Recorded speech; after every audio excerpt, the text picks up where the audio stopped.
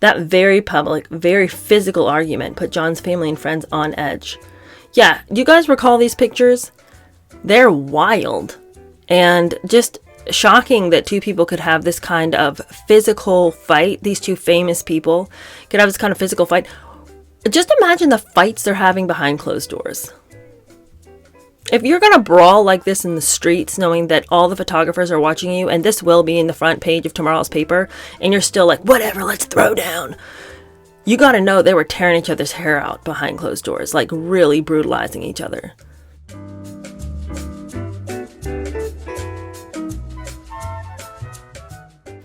Hello, how are you? Welcome to my channel. My name is Cheer Denise, and today we're going to keep going on with the Carolyn Bessette story from the book Ask Not by Maureen Callahan. This book is a bombshell about the Kennedys and the way that the men in the Kennedy family had a tendency to use the women. I went to some great lengths in the opening of this series to discuss the fact that I do think it's pretty heavy-handed against the men and glosses over some of the stuff that goes on with the women, but I said that the Carolyn Bessette story is what I found to be one exception. That she seems a lot more fair in her handling of Carolyn's faults, Carolyn's difficulties, but she also tries to be fair about why she had faults and why she had difficulties. I don't feel like she really extends that same fairness to John Jr. She was happy to tell you that John Jr. was nothing but a himbo, somebody who was quite stupid and who was really full of themselves. I think that's a pretty one-dimensional way to describe anybody, even if they are pretty full of themselves, even if they do have narcissistic tendencies. I think that you have to consider that this person was extremely selfish because people had allowed him to be selfish. They had spoiled him his whole life because they pitied him, which is quite a curse for anybody. So I think that it would have been a little bit more interesting to hear a perspective about John Jr. that certainly didn't shelter his flaws, but one that explained maybe why he was so flawed. I think that would have been a pretty interesting read. But anyway, I really do think that this story about Carolyn is intensely interesting, and I think that there are things that are exposed about the relationship that I had never heard of before, ever. So this is a riveting read. Let's get right back into it. You'll remember that the last time we came together, we were reading about Carolyn, but we began the story by talking about that fatal flight that they took. John Jr. was going to take them to a family wedding. He wanted to fly there in his own plane. He was foolhardy to do so because he, number one, had a broken foot, number two, hadn't logged enough hours, and number three, there was all sorts of pilots much more experienced than he who were not taking to the skies that night because it was too dangerous.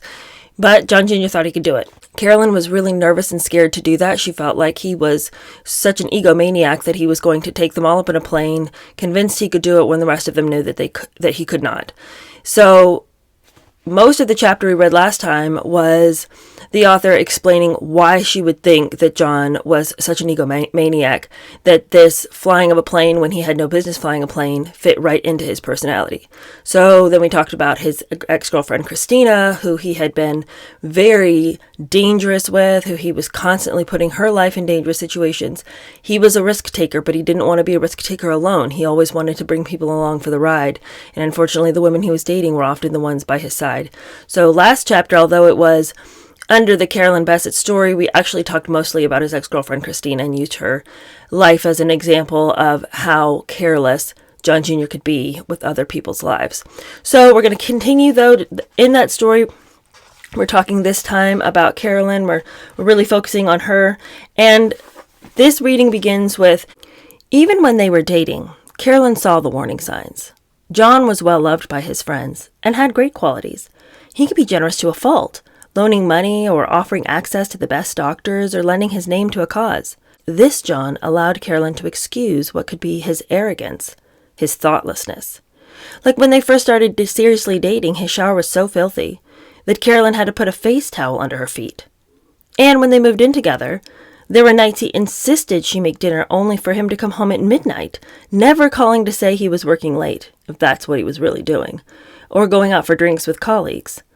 Soon Carolyn was constantly picking up after John. John, too lazy to hang up his wet towels or put his dirty laundry in the hamper. He was such a heedless driver, speeding and switching lanes, and when stuck in traffic, driving on sidewalks. No wonder his closest friends refused to get in the plane he was learning to pilot, assuming, rightly, that he would fly the way he drove. There was the time Carolyn and John got pulled over on a Massachusetts turnpike, the car reeking with the smell of pot, a starstruck cop letting them go without even a warning. "There's an unwritten rule in Massachusetts," John told her, "whereby members of my family can commit murder and mayhem." After all, decades earlier, his Uncle Ted had left a young woman to die in 3 feet of water. "Nobody bats an eye." That heartless remark was a huge red flag. Carolyn ignored it. One little word here, though. With all that Kennedy money, why don't you just get a housekeeper? Like, Carolyn can be all mad and be like, "I had to pick up his dirty towels. I had to pick up his laundry. I had to clean his shower because it was so nasty." It's like, okay, when he's dating you, if he can't even bother to clean that bathroom up and you're having to lay a towel down in the bathroom because you didn't want your feet to touch it, you think it's going to get better when you move in? You are the housekeeper. Like, to be shocked by that.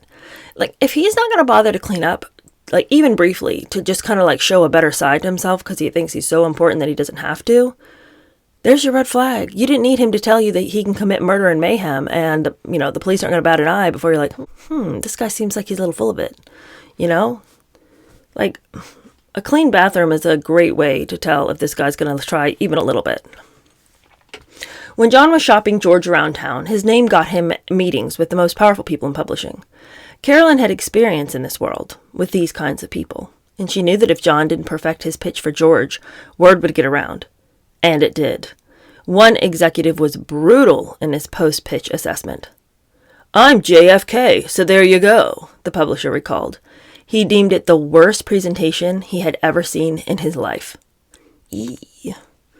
Carolyn knew this was John's Achilles heel. It was the thing he feared most, that despite the fancy education and the storied lineage, he really was dumb. Entitled, overindulged. Carolyn was smarter than he was. They both knew that. Hipper, too. John was a square, once tossed out of the legendary Patricia Field boutique for mocking the kids who worked there as freaks. Those freaks were her people. Carolyn had been a real asset to George in the beginning, bringing her exacting eye to covers, models, and layouts. She courted advertisers with him and was a hit with Donatelli, Versace, Armani, the fashion elite. For once, people were paying less attention to John than they did to his wife, the cool and charming Carolyn, the former Calvin Klein muse who knew her stuff. So now the book's going to tell us a little bit about Carolyn's actual backstory. Where did she come from? What's her deal? How did they run into each other? The book says that when she had first gotten to Calvin, Carolyn Bessette was no longer the most beautiful girl in the room. High school in Greenwich, college in Boston, it was no match for the competition in New York City. She'd confess, in her more vulnerable moments, to feeling ugly pretty. Her eyes, more aquamarine than true blue, were beautiful, she knew, but her nose was too long and pointy. When she smiled, which she tried to avoid in pictures, her face could take on a witch-like cast. Her smile was too gummy. But Carolyn had something very few women her age had, self-possession. It was how she bagged the job with Calvin. With zero experience in fashion, fresh out of Boston University with a degree in early childhood education, Carolyn Bessette sat across from the greatest American designer ever and acted as though she could take the job or leave it. Oh, how she wanted to take it, to get it, to be chosen. So there Carolyn sat, wearing a borrowed black crepe Calvin suit, no shirt underneath, hair shiny and face scrubbed, just as a kindly female Calvin executive had suggested. She got the job. Carolyn was preparing for a big life, bigger than dating the C-list actors or club owners or male models or star athletes of her past. She excelled at pretending not to care about famous men, but pretty much exclusively dated famous men. Carolyn never really talked much about her biological father. Her mother had divorced him when Carolyn was little, only about 8 years old, and he was around but not really a presence. Was this why she wanted the affections of a big man, an important one? Could it fill that hole, validate her as worth something? Really, there was no one more famous than John F. Kennedy Jr. And when he walked into the Calvin Klein showroom for the first time, Carolyn knew exactly what to do. She ignored him. That was the key to hooking him. She knew it instinctually. Calvin's wife, Kelly, on the other hand, would practically pant and drool whenever John came in. "Jesus, Kelly," Carolyn would say, "get it together." The truth was, Carolyn was just as starstruck. Underneath Carolyn's simple, unfussy presentation was a very complicated woman. She was always assessing, teasing apart someone's psyche and figuring out what made them tick, what would make them happy or upset, and using that to get what she wanted. She could hone in on someone's most painful insecurity and weaponize it. But she could also be extremely kind and warm. You just never knew which Carolyn you were going to get. Even her closest friends were kept at a remove. If you crossed her, she'd drop you flat, just cut you off with no way back. It was a trait she shared with John's mother. Oh yes, I cannot wait to get into the Jackie Kennedy scenarios. I've never held much love for Jackie, although I pitied her and I was sorry for her about what happened. It was terrible. And that goes without saying. I've just always felt that she was far too idolized for very little reason. Knowing what clothes to put on is not a reason to idolize someone. Anyway, Carolyn was so good at reading people, the mercurial Calvin especially, that soon she was styling his big clients. The models, the movie stars, the network news anchors, the socialites. And after each wealthy female client left, Carolyn's diffident mask would drop. She'd turn and drill down every colleague in the room. Where do you think that woman gets all her money? How'd she land that guy? Where do you go to meet rich men, famous men? Carolyn was serious. That was her end game. She studied Calvin's models harder than any subject in school. How'd they stay so thin? What'd they do to their hair, their skin? Who did their waxing, plucking, dyeing, manicures? Polish or no polish? Nails short or long? She studied their low-high aesthetic, the way they'd match a white Hanes t-shirt with Prada or low-top Converse sneakers with a floor-sweeping silk skirt. The trick was to look like you threw it all together without even thinking, when really you'd spent hours trying. All that effort had to look effortless. It wasn't easy to pull off at Calvin. He was so micromanagey, so obsessed with detail and order and cleanliness, that he'd installed floor-to-ceiling mirrors in the offices and kept the lights always on and bright, so his staff would be looking their best always. But somehow, some way, Carolyn had figured out how to lower the lights in her office. She'd sit there and secretly pluck stray hairs from her brows or chin. She had this in common with John, a sense that the rules didn't apply to her. She was special, and she knew it. The way to get John was to make him think that she was the prize, not him. Carolyn could be in a room full of supermodels and still make John Kennedy want her. And when he finally came round and asked her out, she'd just as often say no, that she had other plans. Really, Carolyn never had anything better to do. She'd just hole up in her crappy studio apartment all weekend, hoping that people would assume she had this fabulous, mysterious life full of wealthy suitors. She'd say loudly that she was not waiting around for JFK Jr. to call, but really she was waiting around for JFK Jr. to call. As they grew closer, she would insult him just to keep him back on his heels, off-kilter, but quietly she'd marvel at his beauty. She wanted him so badly. More than anything, she wanted to be Mrs. John F. Kennedy, Jr. That is the spell that every person seems to find themselves in when they're around a Kennedy. I don't understand what demonic pull these people had. And I don't think that it's because I didn't live in the era. I can see that John F. Kennedy Jr. was empirically a very good-looking man. Nobody can deny that he was a good-looking person. So if it was just based on he's really cute. Yeah, I get that. But it's the pull of the Kennedys, the Kennedy pull, that I don't understand. Because they did not look like JFK Jr. Ted Kennedy, what? And, John Kennedy was okay looking, but he was nothing compared to his son. Something all of these Kennedys, they're okay. They look okay. But really? I don't get it. Anyway, to continue on. On May 24th, 1992, that was a date to remember. There was a big gala that night for the Amazon rainforest, the hippest cause going. Wasn't it, though? Even I, a child of 4 in 1992, can recall that all anybody ever talked about in the 90s was the rainforest.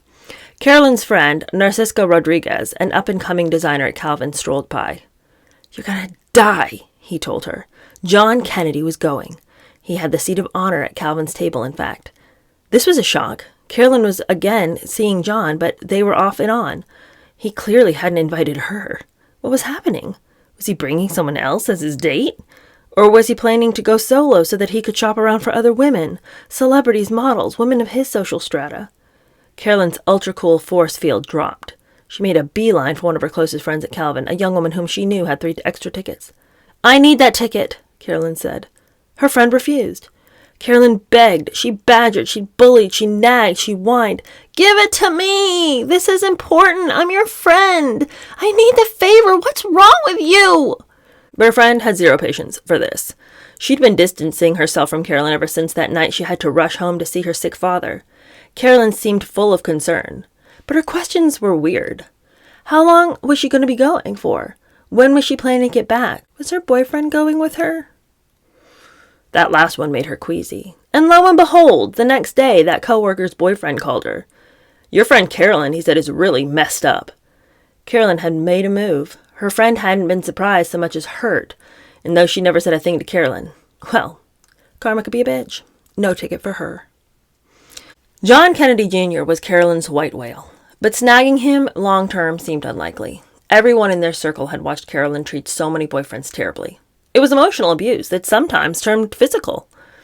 There was the actor who was totally in love with Carolyn, who'd meet them all at NoHo Star and sit there humiliated while Carolyn talked about how pathetic he was and how she'd wished he'd stop calling her all the time. She'd insult him while refusing to even look at him. Okay, you guys. Carolyn Bessette was okay looking, but she wasn't that okay looking that you would just sit there and let somebody just drag you through the mud just because, you had this pretty little, New York City blonde next to you. What is up with people? You guys, we need to get some self-respect. Okay, well, then there was the underwear model, head over heels for Carolyn, and oh, how she tormented him. This was a guy with his own billboard in Times Square, the new face of Calvin Klein, and Carolyn just ground him down till he felt like nothing. After seeing him light another woman's cigarette at a party, she tore up his apartment one night and attacked him in the street.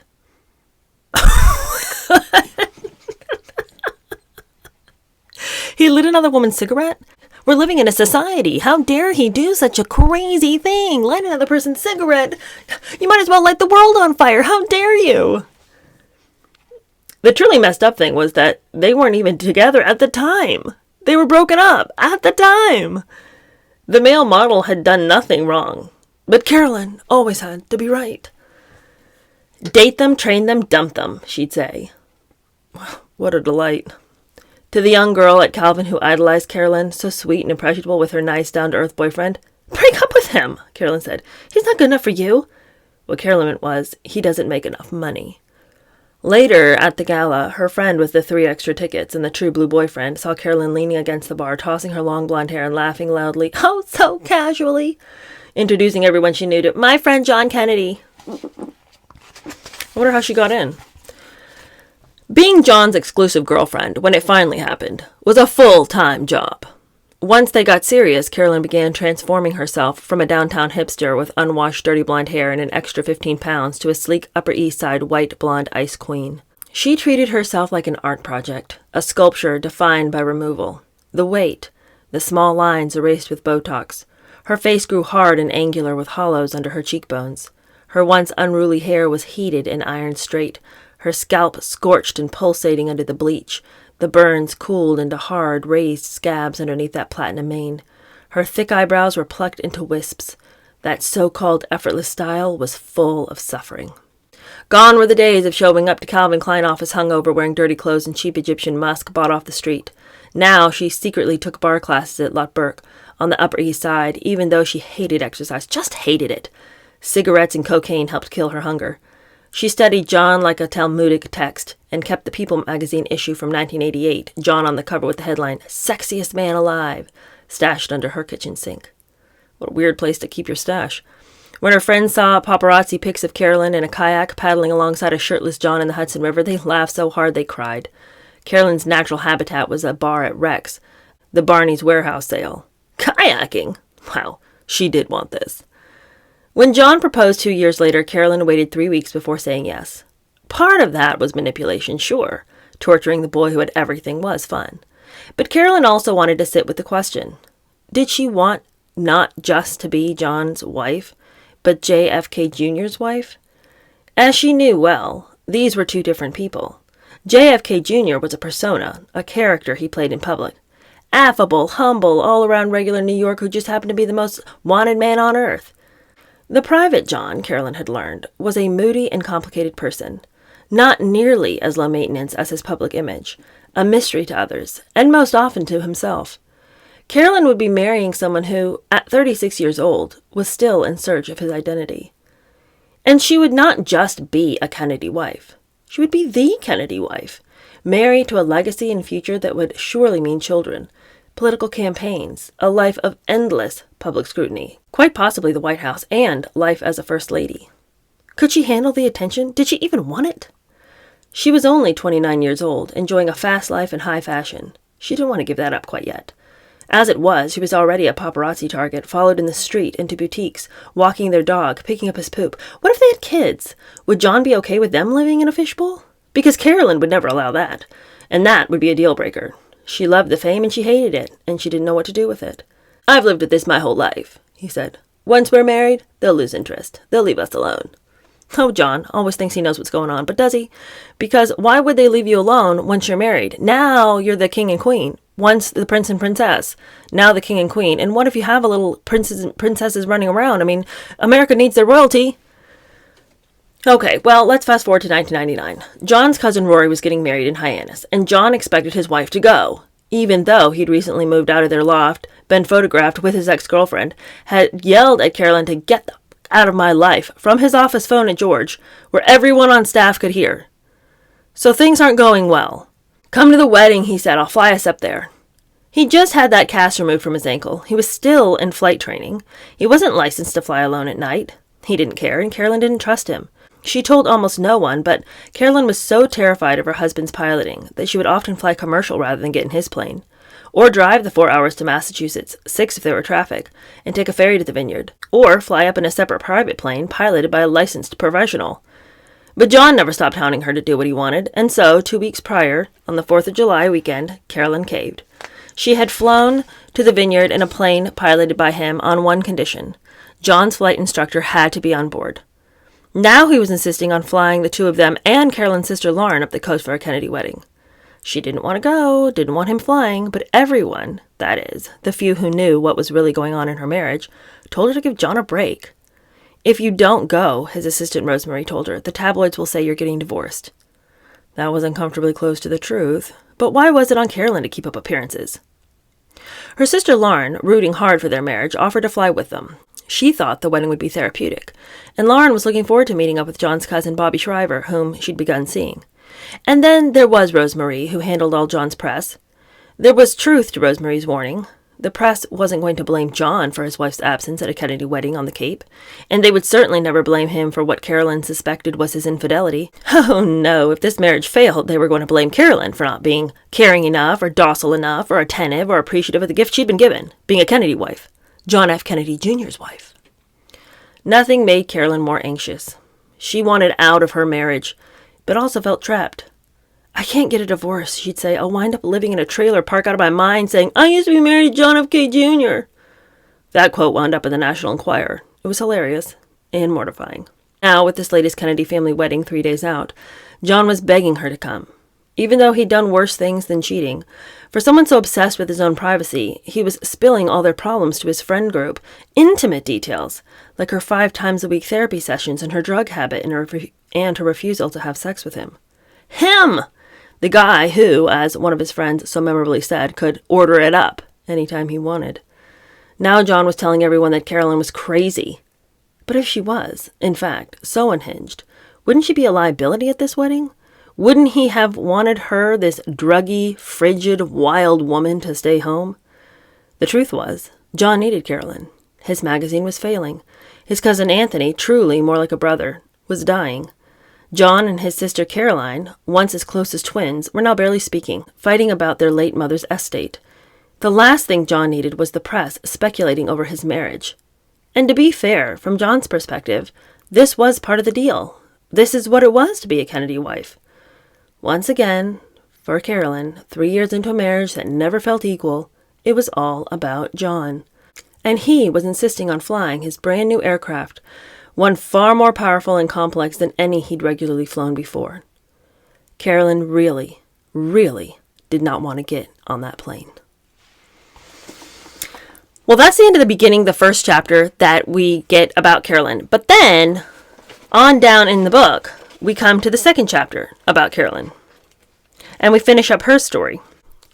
So the second chapter about Carolyn goes back in time again, and now we're going to be talking about their actual wedding, right? So we keep almost getting to the actual plane crash, and then we back up again, and we talk about something else. And right now we're going to talk about their wedding day. And what was that like? I'm going to be honest with you. I mean, I was young when John F. K. Jr. and Carolyn Bessette were a thing and in the media. And I do remember, I remember the crash. I remember seeing their faces on magazines, but I don't remember knowing anything about their love story.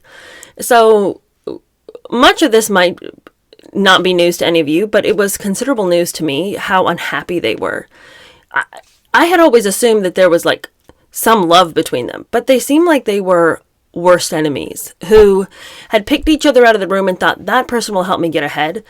But it doesn't really seem like there was any love between them. So let's read about their wedding. Cumberland Island was like no place Carolyn had ever seen.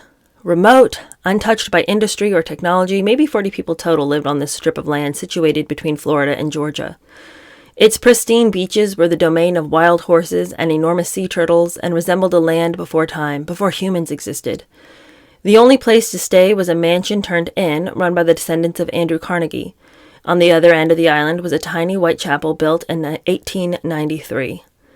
That sounds a lot cuter than it actually was. When I went and looked up pictures of this, because of course I've always remembered the picture of them coming out of this chapel, but honestly I was always focused on them. I was paying no attention whatsoever to the exterior of the building they were walking out of. And I have to say, like, I was surprised they didn't, like, at least get some landscapers in there to maybe pull the weeds off the steps. But anyway, John wanted them to be married there. No one would know. They would keep the guest list small and be off on their honeymoon before the press ever got wind of anything.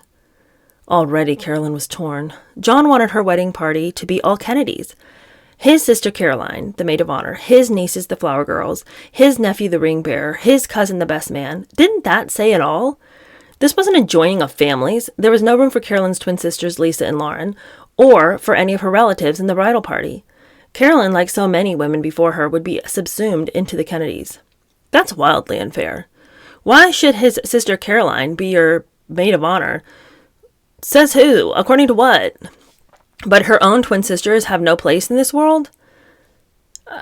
If this is the kind of garbage that he pulled on the daily, I can't even believe they even got as close to the altar. I mean, I would be like, if this is the kind of garbage that he thought was his right to tell me who I'm going to have standing up next to me, who my bridesmaids are going to be, one of whom's going to be a sister, like, I don't even know if Carolyn had a relationship with Caroline. Well, was this really what she wanted? When John proposed, a part of her thought, this is it. As big as it gets. But she had her doubts. John expected her to cook, clean, and throw dinner parties, things she had no interest in. She asked her friends what she was supposed to do as Mrs. JFK Jr. Do I start my own foundation? She would ask. After quitting Calvin Klein, she refused to entertain getting another job. She'd already cut out one high-profile fashion friend who had been dropping her name all over New York. She didn't know what profession was suitable for the future Mrs. John F. Kennedy Jr., but surely he or another senior Kennedy would help her figure it out. Could she not have looked over to her late mother-in-law and been like, well, that lady worked, why can't I? I know she worked post being a Kennedy wife, but surely John wouldn't be opposed to her taking on some work, although maybe he was. Maybe in his mind, you came home and you had his kids. I think the thing that I struggle to understand, though, is like, with all this Kennedy money, why don't they get some Kennedy help? Like, if you don't want to be the one to organize the dinner party, if you don't know how to do that, hire somebody to help you. That's why it's so great to be rich, because problems don't exist for you. You don't know how to do it, get somebody else to do it, you know? And it's like, oh, I don't want to cook and clean. Okay, fine, don't. Hire somebody, you know? You're not being asked to be a 1950s wife with no money. You have it all. So, live in the lap of luxury. Get some paid help. Like, this isn't really a conundrum. The conundrum is the emotional crap, the ego and pushing you around all the time and acting like your position or your viewpoint doesn't matter. That's the stuff you should be questioning, not like, I'm gonna have to cook and clean. That's not like my thing. It's not my vibe. Well, it doesn't have to be. Get someone to do it for you. Carolyn's mother was against the marriage. Her sister Lauren, who was currently working as a banker in Hong Kong, was not going to fly in. Her biological father, who hadn't really been in her life since she was 8 years old, would not be invited. Carolyn hated him, yet was haunted by him. She remained very much a Bessette. On her forefinger, she wore her mother's wedding ring from the first marriage. She and her mother had dipped it first in holy water, as if to purify it. "Isn't that fucked up?" she'd say. Yet she wore it constantly. It wasn't her birth family that she was looking to for validation now, anyway. Carolyn had spent her young adult life trying to land handsome, prominent men, as if to prove she wasn't just worthy of love, but worthy of important love. She had known from a very young age that she was destined for big things, but she didn't know that for all her cool self-possession, her friends were deeply worried about this marriage. They saw the real Carolyn beneath that veneer, desperate to become Mrs. JFK Jr. "She's so fucked up," one of them said. Carolyn had a reckless streak, just like John. As a teenage girl, raised by her mother and stepfather, an orthopedic surgeon, she'd wanted for nothing, had every advantage, was the product of a great Catholic high school education, yet had undergone more than one abortion. And she talked about these terminated pregnancies with her close friends all the time, as if she still needed forgiveness. Well, yeah, she probably really was burdened by that. You know, it's not like anybody who wants to tell you that you just go get an abortion and then, like, you just go through life la-di-da like it didn't happen. That person is lying to you. Lying to you. And anybody who can go through life after having an abortion, after killing their child, and who insists that they are happier for it, is one of the most deluded people you've ever come in contact with. You should really question them. Anyway, yeah, of course she felt that she still needed forgiveness. It's a huge burden to have done that. The miscarriage she had suffered. Was it a miscarriage? Shortly before she and John got engaged was another concern. As was the huge fight she'd had with John in Washington Square Park, the two of them shoving and hitting each other, Carolyn's blonde hair flying and whipping around as she confronted him about Sharon Stone or Cindy Crawford or Julia Roberts or whatever famous woman he was currently rumored to be seeing on the side. That very public, very physical argument put John's family and friends on edge. Yeah, do you guys recall these pictures? They're wild.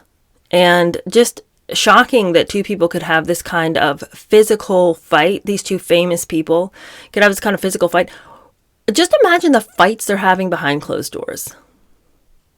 If you're going to brawl like this in the streets, knowing that all the photographers are watching you, and this will be in the front page of tomorrow's paper, and you're still like, whatever, let's throw down.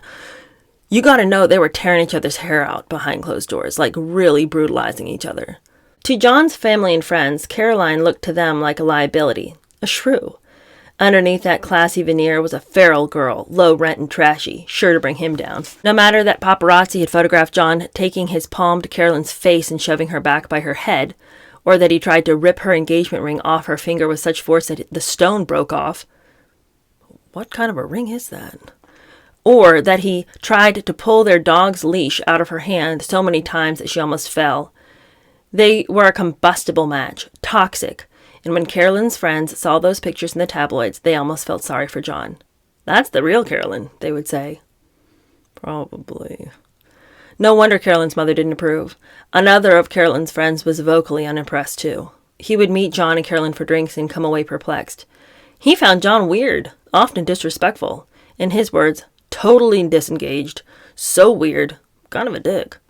Yet another formerly close friend was surprised to see Carolyn at the fashion-forward uptown department store Barney's. He hadn't seen her since she'd become... Yet another formerly close friend was surprised to see Carolyn at the fashion-forward uptown department store Barney's. He hadn't seen her since she'd become serious with John. He'd been over to where she was sitting in the shoe department. "Carolyn," he said. She lowered her eyes. "Yes?" she asked. Her affect struck him as deferential and a little bit frightened. "What are you doing?" he asked, and she said, "Shoes," before turning away from him and back toward the salesperson helping her. Her friend was hurt. He had known Carolyn since they were both new in the fashion industry. He'd kept so many of her secrets, and now she brushed him off like some overeager fan. He came away from that encounter less angry than worried, for her. Carolyn looked to him like a woman who had been ground down until she had molded herself into a Kennedy woman. Her light, her spark, had disappeared. She just seemed lost. He thought about Carolyn's former best friend, her hairdresser, Brad Johns, who had transformed Carolyn to a white blonde, reminiscent of John's famous ex-fiancé, Daryl Hannah. Brad had been one of Carolyn's closest confidants among her best friends, but John had put an end to that relationship, threatening to sue Brad over anodyne quotes to the press about how he lightened Carolyn's hair. John wanted certain people out of her life, her friend said. Anybody from her past he wanted gone. They were grooming Carolyn to be John Kennedy's wife, and John Kennedy was being groomed to go into politics. I think the problem is that Carolyn created this Stepford political wife to please John, and that's when she started to die. Carolyn's obvious depression came as no surprise to people who knew her before John. Her fashion world friends may have had an image of Carolyn as a man-eater, but in high school and college, she had a habit of choosing boyfriends who treated her terribly. Rude, mean, sometimes abusive. The world at large would never see John as less than perfect. But he could be terrible in his way, too. His arrogance was perhaps the trait that most reminded Carolyn of her father. John was stunningly attractive, tall, charismatic, smug, and most of all, he didn't care what anybody else, or at least anyone besides Jackie, thought. About that, why hadn't John ever introduced Carolyn to his mother? Why had he waited until she died before he began seeing Carolyn again? And that is where we're going to end today's episode. Next time we come together, we're going to hear more about John, more about John's outlook on life, more about the way that he looked at women and how he didn't really think abuse of women was all that bad. And he made public statements to support that. We finished talking about their wedding, what their wedding was actually like. It seems like it was a hot mess in every sense of the word. Literally freaking hot. Nobody seemed to have planned to have a wedding in the South under those conditions. I have no idea what they were thinking. No air conditioning anywhere. Everyone was drenched. But then it just seemed disorganized and ridiculous. So we're going to talk about their wedding as well. And then finally, we're going to finish up with the fatal plane flight and then the epilogue at the very back of the book that sort of just ties up the Carolyn Bessette story. So that'll be next time. Thank you guys so much for hanging out. I hope you're enjoying this series as much as I am. I think this book is fascinating. All right, I'll talk to you guys later. Bye.